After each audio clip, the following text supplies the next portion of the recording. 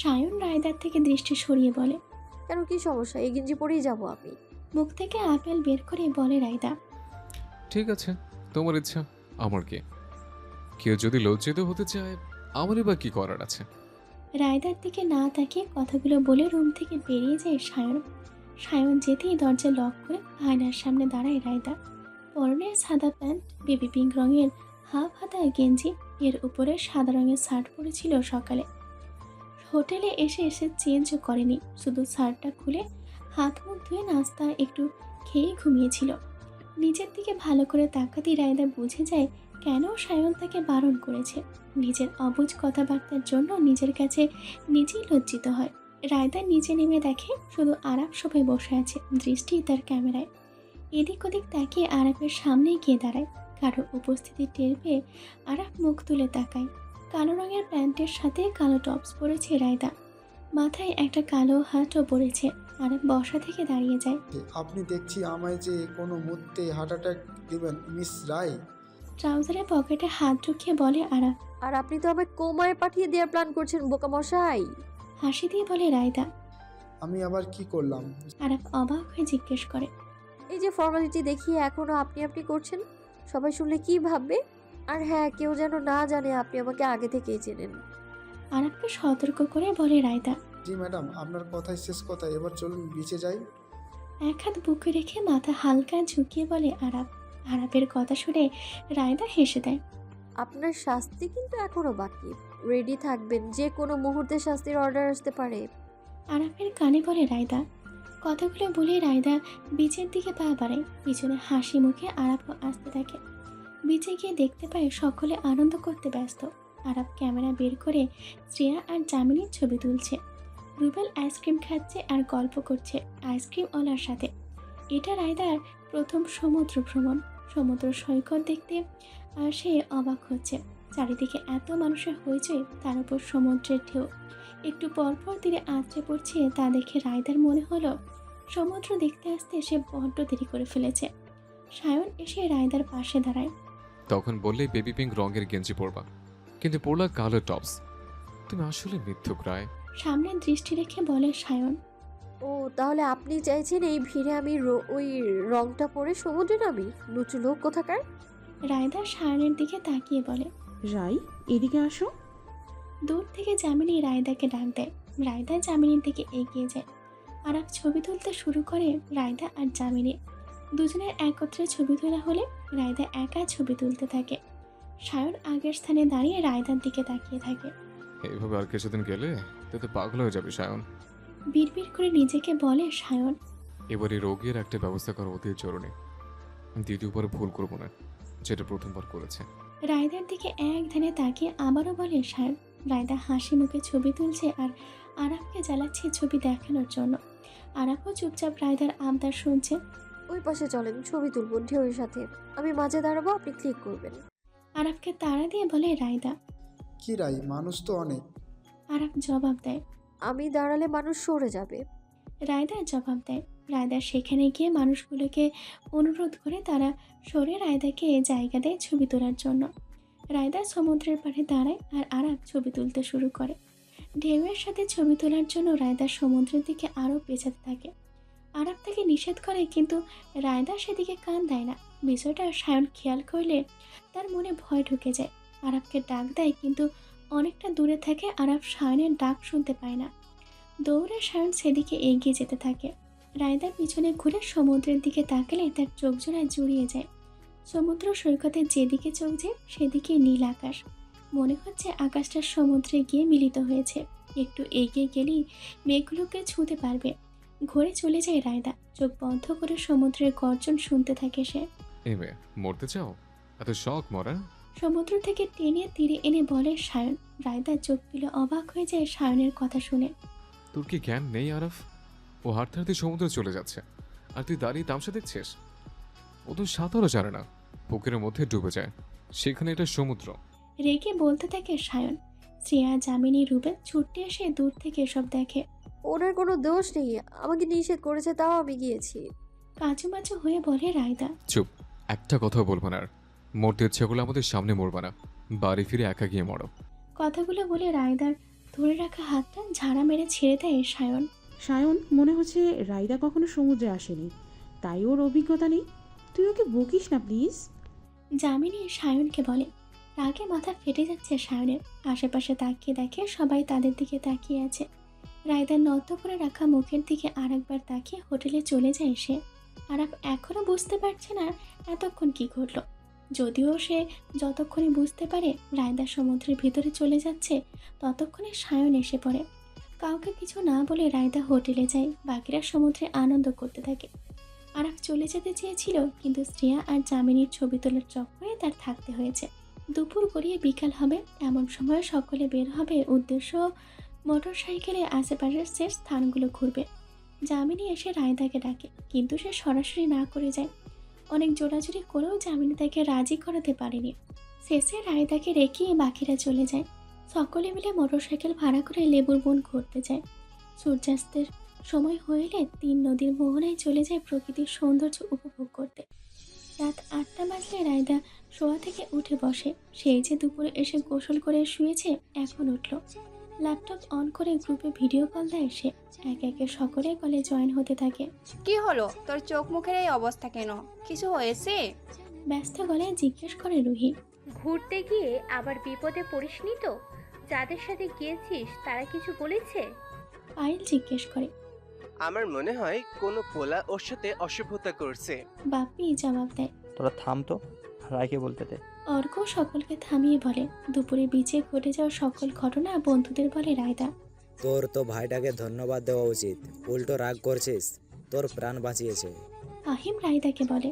প্রাণ বাঁচিয়েছে বলে কি এত মানুষের সামনে ওকে অপমান করবি? পায়েল রেগে বলে। ঠিকই তো, লোকটা ওইভাবে না বললেও পারতো। রুহিও বলে। নিশ্চয় রেগে গিয়েছিল, তাই অমন করেছে। সেন্সিটিভ বিষয় বুঝিস না, রায়ের হেয়ালিপনার কারণে বড় দুর্ঘটনা ঘটতে সময় লাগে না। অর্ক সকলের সাথে দ্বিমত পোষণ করে বলে। রাই, আমি বলি কি, তোর এই বিষয় নিয়ে মন খারাপ না করে ঘোরাঘুরি করা উচিত। বাপ্পি বলে ওঠে। হ্যাঁ রাই, ঘুরতে গিয়েছিস, মন খারাপ করে যদি রুমে বসে থাকিস তাহলে তো মন ভালো হবে না। ফাহিম রায়দাকে বুঝাতে বলে। সকালে না বলেছিলি কিছু বলবি? রুহি রায়দাকে জিজ্ঞেস করে। এখন না, পরে শুনবো। রাই, তুই খেয়ে রেস্ট কর, আর কালকে তুই কিন্তু বের হবি, দরকার হলে একাই বের হবি। অর্ক রায়দাকে বলে। রায়দা কারোর কথার জবাব দেয় না। ভিডিও কল থেকে বের হয়ে ল্যাপটপ বন্ধ করে দেয় সে। সবাই খেতে বসেছে রায়দা। এমন সময় দরজায় কেউ নক করলে প্রচণ্ড বিরক্ত হয় সে। চামচটা শব্দ করে প্লেটে রেখে দরজা খোলে। দরজা খোলার সাথে সাথেই হুড়োহুড়ি করে রুবেল যামিনী রুমে প্রবেশ করে। রায়দা বোকার মতো তাকিয়ে দুই বন্ধুর কার্যকলাপ দেখতে থাকে। রুবেল আর যামিনী কোনো কথা নিয়ে ঝগড়া করছে, এটা বুঝতে অসুবিধা হয় না রায়দার। যামিনী রুবেলকে কিছু বলছে আর রুবেল কানে হাত দিয়ে বিছানায় বসে পড়ে। আমার উপর রেগে আছো রাই? রায়দার পিছনে দাঁড়িয়ে ধীর গলায় বলে আরাফ।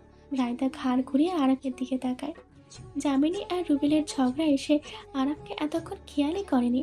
আপনার উপর রাগ করার কারণ আছে কোনো? হেসে জিজ্ঞেস করে রায়দা। আরাফ মাথা নাড়িয়ে নাসূচক জবাব দেয়।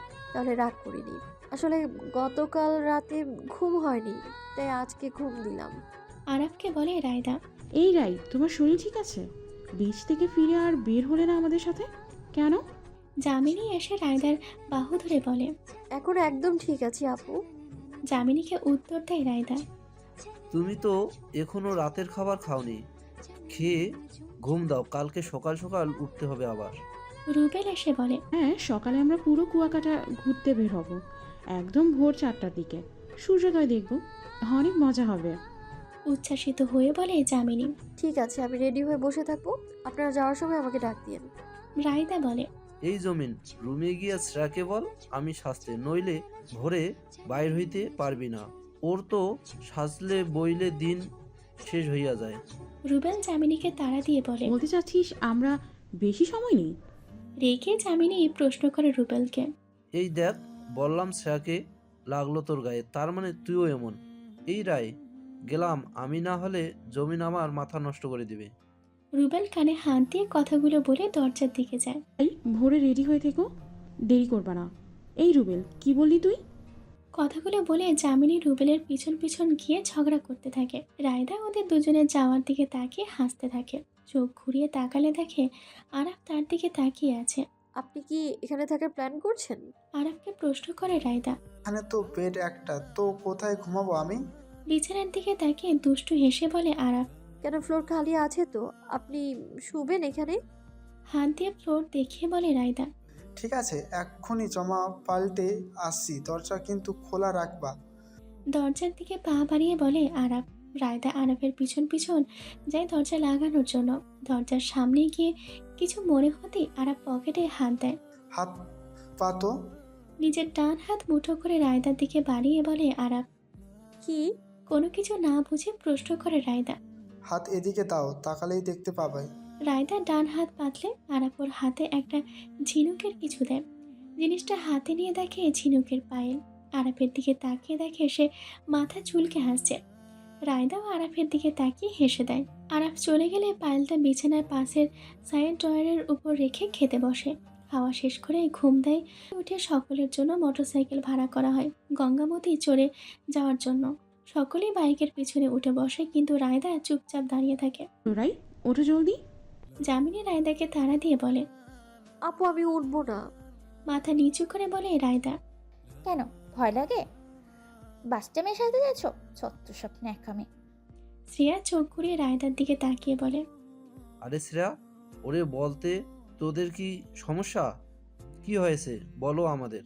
রুবেল জিজ্ঞেস করে রায়দাকে। কিছু না ভাইয়া, আপনারা যান, আমি বাইকে যাব না। রায়দা আগে নেই মাথা নিচু করে বলে। সায়ন নিজের কপালে আঙুল রেখে কিছু ভাবলো, তারপর বাইক থেকে নেমে বাকিদের চলে যেতে বলে। বাকিরা কিছু না বুঝে চলে যায়। আরাফ পুরোটা সময় নীরব দর্শকের ভূমিকা পালন করে। তার কি বলা বা করা উচিত বুঝে উঠতে পারে না। যাওয়ার সময় কিছু বলতে রায়দার দিকে তাকালে দেখে রায়দা তাকে ইশারায় চলে যেতে বলে। শেষে রায়দার কথা রাখতে চলে যায় আরাফ। হোটেলের পার্কিং থেকে নিজের গাড়ি বের করে আনে সায়ন। রায়দা বাইরে অপেক্ষা করছিল। সায়ন গাড়ি নিয়ে এলে ড্রাইভিং সিটের পাশের সিটে বসে রায়দা। গাড়ির জানালা খুলে প্রাণ ভরে ভোরের মুক্ত বাতাসে চোখ বন্ধ করে নিতে থাকে রায়দা। সায়ন আর চোখে রায়দাকে দেখছে আর গাড়ি চালাচ্ছে। গতকালকের ঘটনার পর এখনো দুজনের মধ্যে কোনো কথা আদান প্রদান হয়নি। 5টা বাজতে 20 মিনিট বাকি। তখন রায়দা আর সায়ন গঙ্গামতির চরে পৌঁছায়। গাড়ি থেকে নেমেই সমুদ্রের দিকে ছুটে রায়দা। সায়ন রায়দাকে ডাকতে গিয়েও ডাকে না, ধীর পায়ে রায়দাকে অনুসরণ করে। সমুদ্রের পাড়ে দাঁড়িয়ে রায়দা আকাশের দিকে তাকিয়ে থাকে। ধীরে ধীরে আধার কেটে সূর্য নিজের লাল আভা ছাড়িয়ে ধরণীকে জানান দিচ্ছে এসে চলে এসেছে। সূর্য যেখান থেকে উদয় হচ্ছে মনে হচ্ছে এটাই তার বাসস্থান। বিশাল সূর্যটা ধীরে ধীরে আলো ছড়িয়ে দিতে থাকে চারিদিকে। সূর্যের আলো চোখে মুখে পড়তেই চোখ কুঁচকে ফেলে রায়দা। একটু পর অনুভব করে তার চোখে আলো পড়ছে না। এক চোখ খুলে দেখে তার মুখের সামনে কেউ 2 হাত তাক করে সূর্যের আলো আসতে বাধা দিচ্ছে। পাশে তাকিয়ে দেখে সায়ন এভাবে দাঁড়িয়ে তার দিকে তাকিয়ে আছে। এভাবেই আমার জীবনে আলো আসতে যাতে না পারে সেই বাধাই দিতে চাচ্ছেন? সায়নের চোখে চোখ রেখে বলে রায়দা। কখনো কখনো জীবনের জন্য অন্ধকার ভালো। এখন আলো বাধা দিচ্ছে, পরে প্রয়োজন হলে অন্ধকারকে বাধা দিয়ে আলো আনবো। কি know me better, right? Sayan শান্ত চোখে জবাব দেয়। সায়নের করার শেষ প্রশ্নটা শুনে রায়দা দুপা পিছিয়ে যায়। শেষে কি বললেন? রায়দা প্রশ্ন করে। সবসময় অসভ্য লোক বলো আমায়। সায়নের কাছ থেকে উত্তর পেয়ে স্বস্তির নিঃশ্বাস ফেলে রায়দা।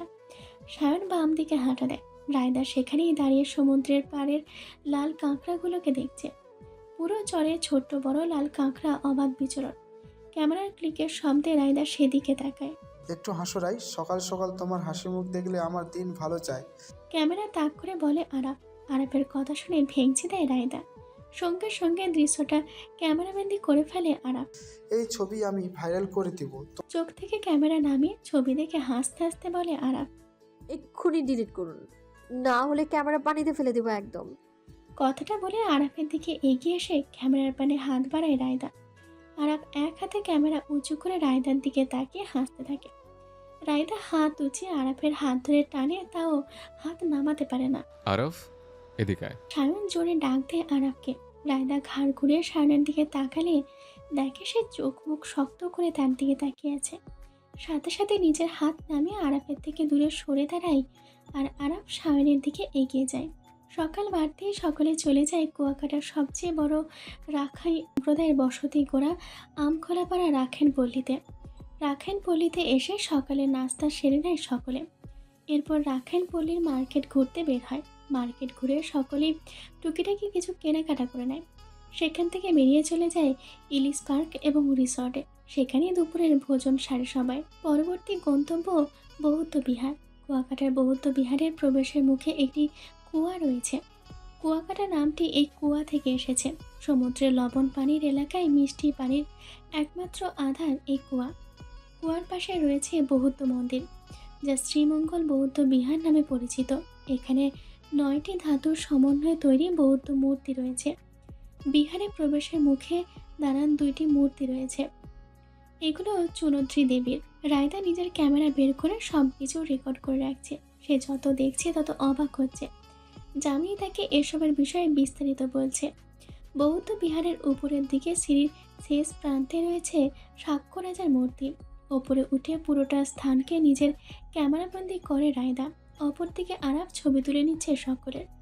শ্রীমঙ্গল বৌদ্ধ বিহার ও রাখাইন মার্কেটের সংলগ্ন বেড়িবাঁধের ঢালে কুয়াকাটা নৌকা জাদুঘর অবস্থিত।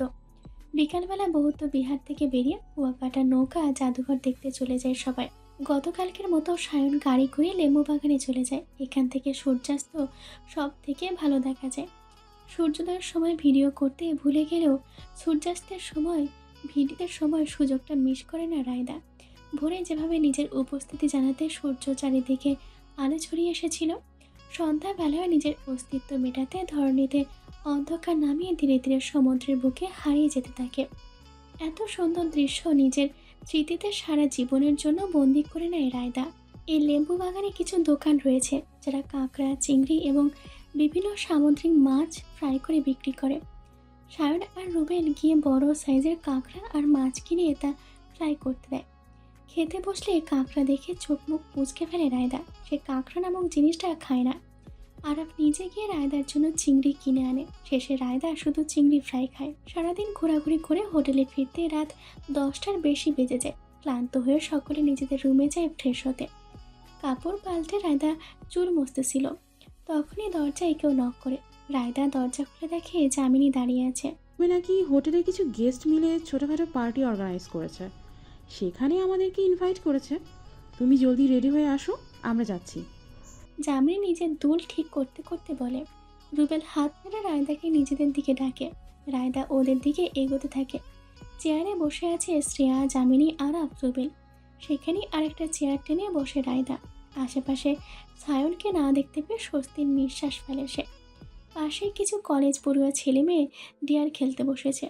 আমি খেলবো, আমাকে নাও তোমাদের সাথে। রুবেল উঠে গিয়ে ছেলে মেয়েগুলোকে বলে, আমাদের গেম কিন্তু ভিন্ন।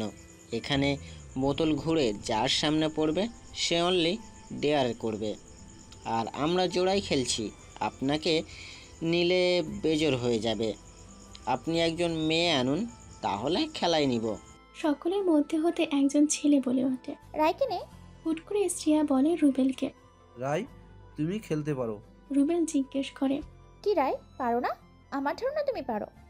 শ্রেয়া ব্যঙ্গ করে বলে রায়দাকে। শ্রেয়ার কথায় রায়দা বিরক্ত হয়, কিন্তু তারপরও ভদ্রতার খাতিরে কিছু বলে না। তোমার খেলতে হবে না এসব। জামিনী রায়দাকে খেলতে বারণ করে। আমি খেলবো না, আপনারা খেলুন। রায়দা জবাব দেয়, ভয় পেলে রায়? শ্রেয়া হাসতে হাসতে বলে। শ্রেয়ার কথাটা রায়দার গায়ে লাগে। সে উঠে গিয়ে বসে ডেয়ার খেলতে।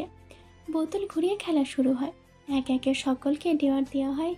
কেউ ঠিকঠাক সেটা পূরণ করে, কেউ বা পারে না। রুবেলের সামনে বোতল পড়তেই তার বিপরীতে থাকা মেয়েটা হেসে রুবেলকে কাঁচা মরিচ খাওয়ার ডেয়ার দেয়। ঝাল কাঁচা মরিচ খেয়ে বেচারা রুবেলের তো অবস্থা কাহিল হয়ে যায়। জামিনী সেগুলো ফোনে ভিডিও করে রাখে। খেলা শুরু হলে এবার রায়দার সামনে বোতল পড়ে। আপু, আপনি কি নাচতে জানেন? রায়দার বিপরীতে বসা ছেলেটা জিজ্ঞেস করে। এটা তো অনলি ডেয়ার, তাই আমাকে কোনো প্রশ্ন করতে পারবা না। সোজা ডেয়ার দিব না, নো প্রশ্ন। রায়দার জবাব দেয়। রায়দার কাছ থেকে এমন উত্তর কেউ প্রত্যাশা করেনি। ছেলেটা অপমানিত বোধ করে এসে রায়দাকে এখন জব্দ করতে চায়। ওই যে স্টেজটা যেখানে গান বাজানো হচ্ছে, ওখানে গিয়ে আপনাকে ডান্স করতে হবে। তবে আমার সিলেক্ট করা গার্ডেন, আর যদি না পারেন শাস্তি আমরা যা দেব মানতে হবে। ছেলেটা জবাব দেয়। কি রায়, পারবে না? না পারলে বলে দাও। শুধু শুধু নিজের বেয়াচ্চাতি করার তো প্রয়োজন নেই। শ্রেয়া রায়দাকে ফোরন দিয়ে বলে। রায়দা স্টেজের দিকে তাকিয়ে বলে, ওকে চলো। সায়ন রুম থেকে বেরিয়ে হল রুমে আসে। যামিনী তাকে এখানে আসার জন্য আরও আগেই বলেছে, কিন্তু সায়ন আসবে না বলে জানিয়েছিল। এখন কি জানি ভেবে বের হলো। হল রুমের দরজায় গিয়ে সিগারেট বের করে ধরানোর জন্য, কিন্তু পকেট হাতে দেশলাই না পেয়ে চরম বিরক্ত হয়। সিগারেট হাতে হল রুমে প্রবেশ করে কারোর থেকে দেশলাই নিয়ে সিগারেট ধরানোর আশায় হল রুমে ঢুকে স্টেজে তার নজর যায়। সাউন্ড বক্সে ছেলেটা বিলিভার গানটা ছেড়েছে। স্টেজে দাঁড়িয়ে রায়দা শার্টের হাতা গুটিয়ে নিতে থাকে। আপু গান চলছে তো আপনি দাঁড়িয়ে কেন? হার মেনে নিন, এটাই আপনার জন্য ভালো। ছেলেটা চেঁচিয়ে বলে। চশমাটা খুলে সেটা এক ওয়েটারের হাতে ধরিয়ে দেয় রায়দা। আঙুল দিয়ে ইশারা করে ছেলেটাকে আবারও গান বাজাতে বলে শুরু থেকে। ছেলেটাও তাই করে। লম্বা একটা শ্বাস নিয়ে রায়দা পারফর্ম করতে শুরু করে। পুরো হলরুমের মানুষ রায়দার পারফরমেন্স দেখে হাততালি দিয়ে উৎসাহ দিতে থাকে। আরাফ গালে হাত দিয়ে রায়দার নাচ দেখছে আর বিড়বিড় করছে। তোমার আর এই যে কত রূপ দেখা রাই, সেদিন রবীন্দ্রসঙ্গীত নৃত্য আর আজকে ইংরেজি গানের হিপ হপ। রাই তো পুরাই প্রফেশনাল ড্যান্সারের মতো পারফরমেন্স করতেছে। রুবেল অবাক হয়ে বলে। শ্রেয়া অবাক চোখে তাকিয়ে আছে, তার জন্য নিজের চোখে বিশ্বাসই হচ্ছে না। আর এটা তো ফ্রেন্ডস ব্যান্ডের রাইট আপু? সায়নের পাশে দাঁড়ানো একটা ছেলে রায়দাকে দেখে চিল্লায় বলে। ফোন বের করে ছেলেটা রায়দার নাচের ভিডিও করতে থাকে। ভাইয়া কি বলছো, একটু এদিকে এসে বলো। রুবেল ছেলেটাকে ডেকে বলে। রাই আপুকে আপনারা চেনেন না? ছেলেটা অবাক হয়ে জিজ্ঞেস করে সকলকে। কেন, ও কি সেলিব্রিটি নাকি? শ্রেয়া বিরক্ত হয়ে জিজ্ঞেস করে। নিজেই দেখেননি, আপনাদের ফোনটা দিন দেখাচ্ছেন। রুবেল নিজের ফোন দিলে ফোনে একটা ফেসবুক পেজ বের করে শ্রেয়ার হাতে দেয় ছেলেটা। রায় আপু আর ওনার বন্ধুদের ব্যান্ডের নাম ফ্রেন্ডস। তাদের মধ্যে রায় আপু সব থেকে পরিচিত মুখ। এই পেজে রায় আপু আর তার বন্ধুরা ভীষণ রকমের নাচের ভিডিও শেয়ার করে। আবার রায় আপুর আলাদা পেজ আছে, সেখানে ট্রাভেলিং ভিডিও শেয়ার করে। ছেলেটা অনর্গল বলতে থাকে। রুবেল শ্রেয়ার হাত থেকে ফোনটা নিয়ে দেখে পেজের নাম ফ্রেন্ডস। পেজের কভারে 6 জন ছেলেমেয়ের হাসি মুখের ছবি দেওয়া। ছবিটা জুম করে দেখে মাঝে হাসি মুখে রায় দাঁড়ানো, তার দুই পাশে বাপ্পি আর অর্ক দাঁড়িয়ে রায়ের গাল টানছে। রায়ের পিছনে ফাহিম দাঁড়ানো, তার আর ফাহিমের দুই কাঁধে পায়েল আর রুহি হাত দিয়ে দাঁড়িয়ে আছে। প্রত্যেকের ছবির পাশে ছোট্ট করে তাদের নাম লিখে দেওয়া। ছবিটা দেখে বোঝাই যাচ্ছে রায়ের বন্ধু মহলের মধ্যে চমৎকার সম্পর্ক। রুবেল জামিনীর হাতে ফোন দিয়ে বলে। আমি তো বিশ্বাসই করতে পারছি না রাই এত ট্যালেন্টেড একটা মেয়ে। জামিনী পেজের ভিডিওগুলো দেখতে দেখতে বলে। রায় আপু তার বন্ধুদের নিয়ে গত বছর আমাদের বিএম কলেজে এক প্রোগ্রামে এসেছিল লাইভ পারফরমেন্স করতে। সেখান থেকেই রায় আপুকে চিনি। ছেলেটা কথাগুলো বলে ভিডিও করে ব্যস্ত হয়ে যায়। সায়ন নিজের হাত থাকা সিগারেটটার দিকে তাকিয়ে হল ত্যাগ করে। আরাফ এতক্ষণ সব কথা মন দিয়ে শুনছিল।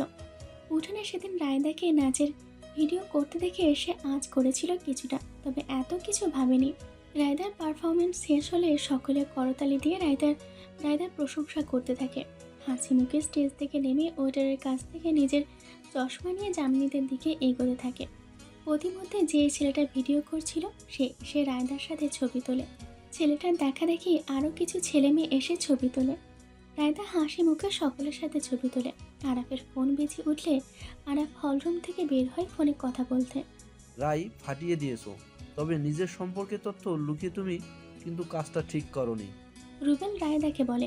প্রত্যুত্তরে রায়দা হেসে দেয়। তোমার যে ব্যান্ড আছে সেটাও আমাদের বড়নি রাই। জামিনী মুখ কালো করে বলে। ছোট্ট একটা ব্যান্ড, এটা নিয়ে বলার বা কি আছে? রায়দা হেসে বলে। 4.5 লক্ষ ফলোয়ার তোদের পেজে, আর তুমি বলছো ছোট ব্যান্ড। রুবেল রায়দাকে বলে। ছোটই তো। আচ্ছা আমার টায়ার্ড লাগছে, কালকে গল্প করবো না, এখন ঘুমোতে যাই। রায় ঘাড়ে হাত মালিশ করে বলে। রাতের খাবার খেয়ে নাও। জামিনী রায়দাকে বলে। না আপু, খারাপ লাগছে অনেক। রায়দা নাকচ করে দেয়। আচ্ছা তুমি যাও, ওয়েটারকে দিয়ে আমরা খাবার পাঠিয়ে দেবো, সমস্যা নেই। রুবেল রায়দাকে যেতে বলে। রায়দা আশেপাশে তাকিয়ে আরাফকে না দেখতে পেয়ে হলরুম থেকে বের হয়। 3য় তলায় উঠে রায়দা নিজের রুমের দিকে যেতে থাকে। তখনই দেখে সায়ন একটা রুমের লক খুলে ভিতরে চলে যায়। রায়দা অবাক হয়ে সায়নকে এই রুমে দেখে, কারণ পাশের রুমেই সে থাকে। রায়দার মাথায় অনেকগুলো প্রশ্ন সে জমা হয়। সে নিচে নেমে কাউন্টারে গিয়ে ম্যানেজারকে জেরা করে তথ্য আদায় করে। ওপরে এসে সায়নের রুমের দরজায় নক করে রায়দা। কয়েকবার নক করার পরও সায়ন দরজা খুলে না। রায়দা এক নাগারে দরজায় নক করতেই থাকে। মিনিট 5 পর সায়ন দরজা খুলে। রায়দা কিছু বলার আগেই তার নাকে মুখে সিগারেটের ধোঁয়া ছাড়ে সায়ন। কাস্তে কাস্তে রায়দা সায়নকে ধাক্কা দিয়ে রুমে ঢোকে। সায়ন নিজেও ভেবা জায়গা খায়। সে রুমে শুয়ে সিগারেট টানছিল। এমন সময় দরজায় কেউ নক করায় বিরক্ত হয়ে দরজা খুলতে চায় না সে। কিন্তু অনবরত দরজায় শব্দ হলে তাকে অসময়ে বিরক্ত করা মানুষটাকে শিক্ষা দিতে দরজা খুলে তার মুখে সিগারেটের ধোঁয়া সব ছাড়ে। কিন্তু সে তো জানতো না দরজায় রায়দা। রায়দা রুমে ঢুকে এদিক ওদিক তাকিয়ে ছোট্ট টি টেবিলের ওপর রাখা বোতলটা খুলে পানি খেতে শুরু করে। ততক্ষণে দরজা লক করে সায়ন এসে রায়দার পিছনে দাঁড়ায়। পানি খাওয়া শেষ হলে সায়নের হাত থেকে সিগারেটটা নিয়ে ট্রেতে ফেলে নিভিয়ে দেয় সে। আপনার কি জ্ঞান হবে না? কেউ কারো মুখে ধোঁয়া ছাড়ে, নিজে তো মরবেন, এই সিগারেট খেয়ে আবার আশেপাশের মানুষদেরও মারতে চাইছেন। সায়নের দিকে তাকিয়ে রেগে বলে রায়দা। এই রাত 12টায় তুমি যেমন রুমে আসবা আমি কি করে জানবো বলো? সায়ন প্যান্টের পকেটে 2 হাত ভরে বলে, আমার কোনো শখ নেই আপনার রুমে আসার, এসেছি উত্তর চাইতে। কিসের উত্তর? আর তুমি ভাবলে কি করে তুমি প্রশ্ন করবে আর আমি তার উত্তর দেব? আমার বলা কথা আমায় ফিরিয়ে দিয়েছেন। আর অনেক কিছু আছে ফিরিয়ে দিতে চাই, নেবা? রায়দার দিকে মাথা ঝুঁকে জিজ্ঞেস করে সায়ন। ফালতু কথা রাখেন, আগে বলেন আপনার রুম আমার রুম পাশাপাশি কেন? আপনার রুম তো বাকিদের সাথে দ্বিতীয় তলায় হওয়ার কথা না? এত কিছু জেনে তোমার কি লাভ? ম্যানেজারকে আমি হুমকি দিয়ে সবটা জেনেছি। আপনি এক্সট্রা পে করে আমার রুমটার গেস্টদেরকে বুকিং ক্যান্সেল করে সেটা নিয়েছেন, আর দ্বিতীয় তলার রুমটা না নিয়ে আমার পাশের রুমটা নিজে নিয়েছেন। তো আমার ইচ্ছা আমি যে কোনো রুম নিতেই পারি। তোমার যদি সমস্যা হয় তুমি আমার রুম ছেড়ে অন্য কোথাও উঠতে পারো। আচ্ছা তুমি কি ভাবছো তোমাকে দেখার জন্য আমি এই রুম নিয়েছি? সায়নের কথা শুনে রায়দার চোখ তো বড় করে ফেলে। আমি কখন বললাম আমাকে দেখতে এই রুম নিয়েছেন? আপনি এক্সট্রা পে করে আরেকজনের বুকিং ক্যান্সেল করেছেন, এটা আমার সমস্যা। আর শুনুন, অন্যের টাকায় রায় চলে না, তাই আপনাকে আমার রুমের ভাড়া দিয়ে দিব। ব্যাগ রুমে আমি এক্ষুনি আনছি। যাও তাহলে। রায়দার দিকে ডান হাত বাড়িয়ে বলে সায়ন। রায়দার দরজার দিকে যেতে থাকে। টাকা তো আমি ফেরত নিব না রায়। সায়নের কথা শুনে রায়দার পা থেমে যায়। মানে আপনি যত টাকা পে করেছেন সেটা আপনি না চাইলেও আমি ফেরত দিব। টাকার বদল অন্য কিছু নেব, কিন্তু টাকা নেব না। ভরাট গলায় বলে সায়ন। টাকার বদলে এখন কি স্বর্ণমুদ্রা চাইছেন নাকি? সেবা নেব। রায়দার দিকে এগিয়ে এসে বলে সায়ন। মানে সিম্পল, তুমি রুমের ভাড়া ফেরত দিতে চাইছ, কিন্তু আমি ভাড়া নিতে রাজি, তবে টাকার বদলে সেবা নেব তোমার। এই যে আমি শুভ, তুমি আমার মাথায় টিপে দিবা, সাথে হাত টিপে দিবা। কথাগুলো বলে বিছানায় হাত পা ছড়িয়ে বলে সায়ন। ইম্পসিবল, আমি পারবো না। আপনার টাকা ফেরত দিচ্ছি আমি এক্ষুনি। যা পে করেছে তার 3 গুণ দিলে আমি ফেরত নেব। 3 গুণে হয় 50,000 টাকা। যদি এখন টাকা ফেরত দিতে চাও তাহলে 50,000 ফেরত দাও। 50,000? রায়দা বিস্ময়ে বলে। ভোরবেলা ঘুম থেকে উঠে যদি সূর্যোদয় দেখা যায়, তা আবার সমুদ্রের পাড়ে বসে, এর থেকে সুন্দর মুহূর্ত আর হয় না। কুয়াকাটার মূল সৌন্দর্য এই সমুদ্র সৈকত। ভোরবেলা আর গভীর রাতে শান্ত সমুদ্রের গর্জন, চারিদিকে ঠান্ডা বাতাসে মন প্রাণ জুড়িয়ে যায়। সমুদ্র গর্জন দিয়ে বড় বড় ঢেউগুলো বেলাভূমিতে আঁচড়ে পড়ছে প্রতি মুহূর্তে। এমন হৃদয় জোড়ানো দৃশ্য ছোট্ট এই জীবনে বাঁচার অনুপ্রেরণা দেয়। রায়দা সমুদ্রের পাড়ে চোখ বন্ধ করে বসে আছে। বড় বড় ঢেউ এসে তার পা ভিজিয়ে দিচ্ছে। নাক টেনে সমুদ্রের ঘ্রাণ নিচ্ছে, সাথে ঠান্ডা বাতাস শরীরে শিহরণ তুলে দিচ্ছে। রায়দার মন চাচ্ছে এখানে এভাবে বসে সমুদ্রের সৌন্দর্য উপভোগ করে জীবন পার করে দিতে। ক্যামেরার ক্লিকের শব্দে রায়দা চোখ খুলে বাম পাশে তাকায়। ঘাড় বাঁকিয়ে আরফের দিকে তাকিয়ে হাসি দেয় সে। এভাবে হাসলে তো লক্ষ কোটি যুবক প্রাণ হারাবে, তখন এর দায় ভাই কে নেবে? চোখ থেকে ক্যামেরা নামিয়ে নিজের বুকের বাঁ পাশে হাত দিয়ে বলে আরাফ। সব দায়ভার ক্যামেরাম্যানের। নিশ্চয়ই ক্যামেরাম্যান পচা ছবি তুলেছে, যা দেখে যুবকদের প্রাণ যাবে। রায়দা হাসতে হাসতে বলে, ক্যামেরাম্যান যতদিন বেঁচে আছেন এই ছবিগুলো কাউকে দিবেন না। কথাগুলো বলে রায়দার দিকে আবারও ক্যামেরা তাক করে আরাফ। অনেক ছবি তুলেছেন তো, এদিকে আসেন একটা ম্যাজিক দেখাই।